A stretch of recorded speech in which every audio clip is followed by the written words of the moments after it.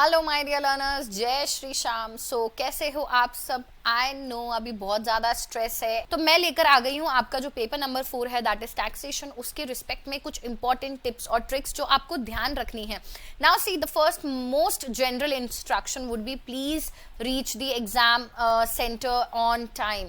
ऐसा नहीं हो कि आप गिरते पड़ते लेट पहुंच रहे हैं। It will unnecessarily create a panic for you, and again आप जो चीज़ है जिसमें आपका 100% कॉन्सेंट्रेशन होना चाहिए, आप वहां पर ऐसे पैनिक सिचुएशन में पहुंचेंगे तो automatically it affects the performance, right? तो टाइम पे पहुंच जाइए, टेंशन मत लीजिए, जाओ बैठो, पानी पियो and relax till the time you receive the paper. तो यूजुअली जब पेपर आपका स्टार्ट होता है उससे 15 मिनट पहले आपको दे दिया जाता है आपका क्वेश्चन पेपर। तो क्वेश्चन पेपर मिलते ही करना क्या है? देखो, क्वेश्चन पेपर मिलते ही क्वेश्चन नहीं पढ़ना है। अरे मैम, इसका क्या मतलब होता है? इसका मतलब ये है कि हमें पता है हमारे पेपर में 3 पोर्शन है। एमसीक्यू है, we have the income tax and we have the GST, right? तो हमारे पास एमसीक्यू है, इनकम टैक्स है, जीएसटी है। अब now I always say please trigger the MCQ. ये जो 15 मिनट का टाइम है, इसमें आपके 30 मार्क्स के एमसीक्यूज आने वाले हैं, इनकम टैक्स और जीएसटी दोनों पे ही मिला के। तो क्यों ना ये 15 minutes, in spite of reading the portion of income tax की क्वेश्चन क्या है, जीएसटी का क्वेश्चन क्या है। देखो, अगर कोई क्वेश्चन ऐसा होता है ना जो हमें आता नहीं है और उसको हमने पहले ही पढ़ लिया, तो वो एक पर्टिकुलर कीड़ा हमारे माइंड में इंसर्ट हो जाता है कि शिट यार, ये क्वेश्चन तो आता नहीं है। अरे भाई, जब हमें पता है कोई चीज हमें टेंशन दे सकती है तो उसको अवॉइड ही करो और उस पॉइंट ऑफ टाइम को पूरा यूटिलाइज करते हुए प्लीज सॉल्व योर एमसीक्यू, जो आराम से 15 मिनट्स में किए जा सकते हैं।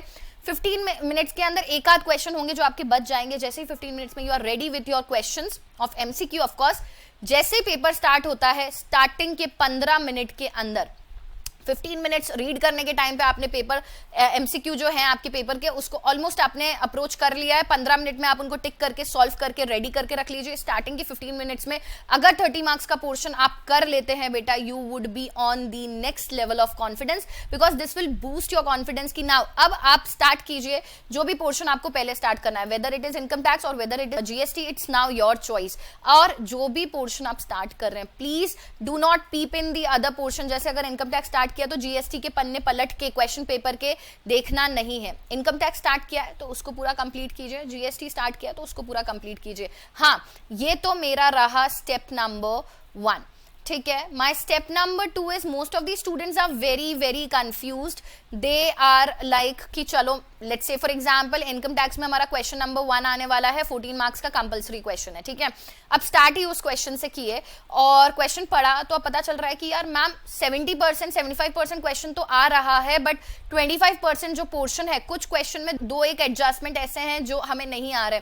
तो उसको लेके परेशान नहीं होना है। वी ऑलरेडी नो कि हमारे पास जो है ना स्टेप मार्किंग है। ये चीज आप अपने जहन में बिठा लो कि स्टेप मार्किंग है, स्टेप मार्किंग है, स्टेप मार्किंग है, स्टेप मार्किंग है।